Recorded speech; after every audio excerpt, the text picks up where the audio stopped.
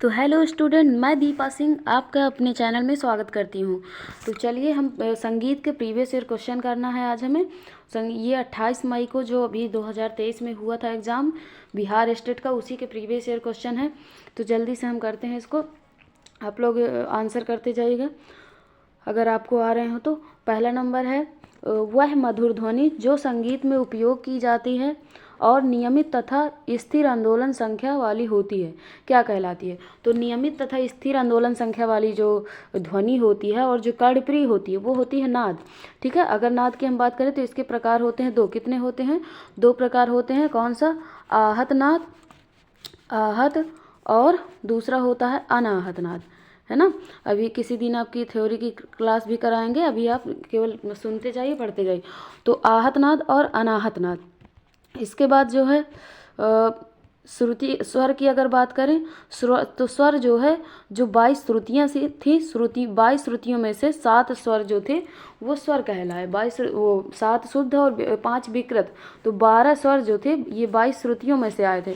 तो श्रुतियों से ही स्वर आ गए थे आपके। सप्तक होते हैं 3 और ये स्वरों का क्रमवार समूह होता है। तो ये थी आपकी डिटेल इस क्वेश्चन नंबर फर्स्ट की। क्वेश्चन नंबर फर्स्ट का आंसर, राइट आंसर क्या हो जाएगा आपका? इसका राइट आंसर हो जाएगा नाद। क्या हो जाएगा? राइट आंसर नाद। इसके बाद हम बात करते हैं सेकेंड नंबर क्वेश्चन की। सेकेंड नंबर है एक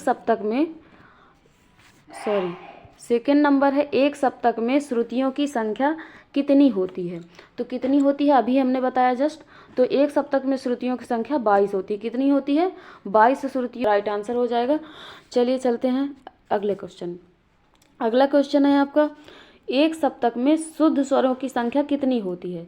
एक सप्तक में शुद्ध स्वरों की, वही अभी हमने बताया ना, एक सप्तक में जो है 12 स्वर होते हैं। कुल 12 स्वर होते हैं। 12 स्वर में से 7 शुद्ध होते हैं। ये हम मेन कर देते हैं इसको, 7 शुद्ध और जो है 5 जो है विकृत होते हैं। 7 शुद्ध और 5 विकृत। तो इसमें राइट आंसर क्या हो जाएगा? A number, option number A number. 7 जो है शुद्ध स्वर होते हैं और विकृत स्वर पूछ ले तो 5 होते हैं। और ये विकृत स्वर कौन से होते हैं? रे गा मा धानी। यहाँ पे जगह नहीं है, आप लोग लिख लीजिएगा। रे गा मा धानी ये होते हैं आपके। इसका आंसर हो जाएगा ए नंबर। इसके बाद अगला क्वेश्चन की ओर चलते हैं। अगला है 4 नंबर क्वेश्चन, चौथा नंबर। सामान्य स्थिति में दो वस्तुओं के स्पर्शघात से उत्पन्न नाद जिसे हम स्थूल कानों से सुन सकते हैं, तो कौन सा नाद है? तो देखिए, स्थूल कानों से हम कौन से नाद को सुन सकते हैं? आहत नाद को। किसको सुन सकते हैं? आहत नाद को। नाद जो थे, नाद हमारे थे दो प्रकार के। दो प्रकार कौन से? आहत और अनाहत। जो यहाँ पे दिया है, आहत फर्स्ट, अनाहत दूसरा। पहला नंबर आहत नाद जो है, जिसको हम, जो कर्णप्रिय होता है और जिसको हम स्थूल कानों से सुन सकते हैं, इस किसी स्पर्श या आघात से होता है। लेकिन अनाहत नाद जो है ये स्वयंभू नाद भी कहा गया है इसको। अनाहत नाद को क्या बोला गया है? स्वयंभू नाद। ठीक है, तो ये भी आप लोग याद रखिएगा। चलते हैं 5वां नंबर क्वेश्चन।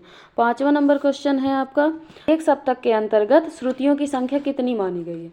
तो अभी हमने पढ़ा था एक सप्तक के अंतर्गत श्रुतियों की संख्या जो होती है, ऑप्शन नंबर ए में है 72, 10 और 7, और ये डी नंबर में दिया है 22। तो कौन सा राइट आंसर होगा? 22। ठीक है, एक सप्तक के अंतर्गत कितनी श्रुतियाँ होती हैं? 22 श्रुतियाँ होती हैं। कितनी श्रुतियाँ होती हैं? 22 श्रुतियाँ होती हैं। कितनी? 22। इसके बाद चलते हैं, और तो श्रुतियों के बारे में हमने बता दिया है ना। ज़्यादातर लोगों ने 22 श्रुतियाँ ही मानी। 22 ज़्यादातर जो है 22 श्रुतियों में से 12 स्वर का ही प्रयोग किया जाता है। 22 श्रुतियों में से 12 स्वर निकले थे जिनका प्रयोग किया जाता है। 12 स्वर में शुद्ध और विकृत, जो अभी हमने आपको बताया। अब हम बात करेंगे नेक्स्ट क्वेश्चन, 6वां नंबर क्वेश्चन। 6वां नंबर क्वेश्चन है, मूर्छना कितने प्रकार के होते हैं? तो मूर्छना आपकी होती है 4 प्रकार की। कितने प्रकार की होती हैं? 4 प्रकार की। ठीक है, अब हम जान लेते हैं कि मूर्छना होती। तो मूर्छना जो 4 प्रकार की कौन कौन सी होती हैं?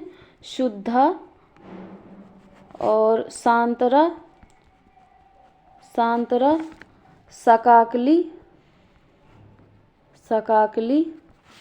और साधारणी, या साधारण बोल देते हैं। ठीक है, ये 4 प्रकार की श्रुतियाँ थी। ठीक है, 7वां नंबर क्वेश्चन। 7वां नंबर है उत्तरायता। क्या है? उत्तरायता है आपकी मूर्छना। क्या है? मूर्छना। इसके बाद हम क्वेश्चन करते हैं 8वां नंबर। 8वां नंबर क्वेश्चन है, दो श्रुतियों का निम्न में से कौन सा स्वर है? दो श्रुतियों का, तो अगर आपने वो वाला फॉर्मूला पढ़ा हो, चतुष चतुष चतुश्चैव षडज मध्यम पंचमा द्वय द्वय निषाद गंधारो त्रिस्ति ऋषभ धैवता। तो द्वय द्वय निषाद मतलब कि दो जो है, दो स्वर, दो श्रुतियाँ किसकी होती हैं? ये होती हैं नी और गा की। गंधार है यहाँ पे, हाँ, तो इसका राइट आंसर हो जाएगा गंधार। ठीक है, तो इसके बाद हम बात करते हैं 9 नंबर क्वेश्चन। एक सप्तक में श्रुतियों कितनी मानी जाती है? ये श्रुतियाँ लिखना था, श्रुतियों लिख गए। एक सप्तक में श्रुतियाँ कितनी मानी जाती है? ये फिर से वही क्वेश्चन रिपीट हुआ था, और ये प्रीवियस ईयर ही क्वेश्चन है। आप लोग ये मत सोचिएगा कि ये कैसे रिपीट हो रहे हैं, प्रीवियस ईयर क्वेश्चन है। ये हम आपको दीपा मैम की बुक से पढ़ा रहे हैं आपको। ठीक है, तो ये आपका एक सप्तक में कितनी श्रुतियाँ होंगी? 22 श्रुतियाँ होंगी। कितनी होंगी? 22। ठीक है, श्रुतियों के बारे में फिर डिटेल में हम वीडियो बनाएंगे। अभी आप लोग केवल इनके आंसर देखते जाइए। 10 नंबर क्वेश्चन है, आधुनिक श्रुति स्वर व्यवस्था में षडज स्वर कौन सी श्रुति पर अवस्थित है? तो आधुनिक श्रुति स्वर व्यवस्था में षडज स्वर सा जो है वो कौन सी है? तो ये आधुनिक स्वर व्यवस्था में जो है ये हो जाएगा आपका, ये हो जाएगा ऑप्शन नंबर ए। ठीक है, प्रथम स्वर पर। और प्राचीन समय में अंतिम स्वर पर था अपनी श्रुतियों के, तो चतुर्थ हो जाएगा। ठीक है, इसके बाद बात करते हैं जो है 11 नंबर क्वेश्चन। 11 नंबर क्वेश्चन है, इनमें से थाट की विशेषता को चुने। तो थाट की विशेषता देखिए, ऑप्शन नंबर ए, थाट से राग की उत्पत्ति होती है। ठीक है, और थाट से राग की उत्पत्ति होती है, थाट गाया जाता है, थाट में रंजकता होनी चाहिए, थाट में अवरोह अवरोह होना आवश्यक है। देखिए ऑप्शन से तो लग रहा है कि लगभग ये भी सही है और ये भी सही है, लेकिन थाट गाया नहीं जाता और ये भी गलत। तो इसकी जो मेन विशेषता हो जाएगी कि थाट से जो है राग की उत्पत्ति होती है। किसकी उत्पत्ति होती है? राग की। तो इसका आंसर जो है हो जाएगा ऑप्शन नंबर ए नंबर। ठीक है, ऑप्शन नंबर ए हो जाएगा इसका आंसर। ये PDF आपको डिस्क्रिप्शन में हम दे देंगे। ठीक, इसके बाद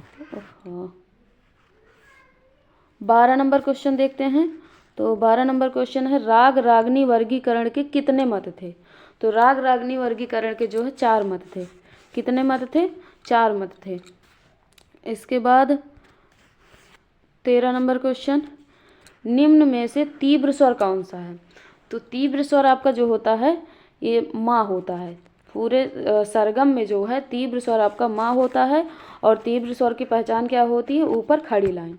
ठीक है, स्वर के ऊपर खड़ी लाइन होती है तो तीव्र स्वर कहलाया जाता है। एक ही स्वर होता है तीव्र, और रेगा धानी ये कोमल होते हैं, तो कोमल का चिन्ह होता है स्वर के नीचे पड़ी लाइन। ठीक है, चलिए 14 नंबर क्वेश्चन जो है, थाटों के अंतर्गत स्वरों के प्राकृतिक क्रम व्यवस्था के अनुसार राग की कितनी जातियां हैं?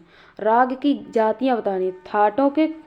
थाटों के अंतर्गत, तो ये हो जाएगा 3, option number C number, option number C. क्योंकि राग की जो है 3 जातियाँ होती। 3 जातियाँ कौन सी? औड़व,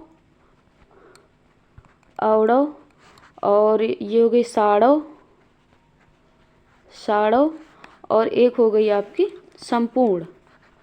संपूर्ण, तो संपूर्ण में आपके 7 स्वर होते हैं, साड़व में 6 स्वर होते हैं, और औड़व में 5 होते हैं। कोई भी राग में कम से कम 5 स्वर होना आवश्यक होता है। ये भी एक क्वेश्चन है, आप लोग इसको याद रखिएगा। इसके बाद करते हैं 15 नंबर क्वेश्चन, जो कि आज का लास्ट क्वेश्चन है। और आप लोग को वीडियो अच्छी लगे तो शेयर ज़रूर करिएगा, चैनल को सब्सक्राइब जरूर कर लीजिएगा। हम डेली आपको ऐसे ही प्रीवियस ईयर सारे क्वेश्चन पहले कराएंगे, फिर इसके बाद थ्योरी की क्लास लेके आएंगे। तो चलिए 15 नंबर क्वेश्चन करते हैं। सर्वप्रथम किस ग्रंथ में ग्राम राग वर्गीकरण किया गया था? तो सर्वप्रथम ग्राम राग वर्गीकरण जो किया गया था, ये किया गया था बृहददेशी में। किस में किया गया था? बृहददेशी में। और ये बृहददेशी पुस्तक लिखी किसके द्वारा गई है? तो ये लिखी गई है मतंग मुनि द्वारा। किसके द्वारा लिखी गई है? मतंग मुनि द्वारा। तो ये थी आज की क्लास। आज के लिए इतना ही, और मिलते हैं नेक्स्ट वीडियो में। Thank you.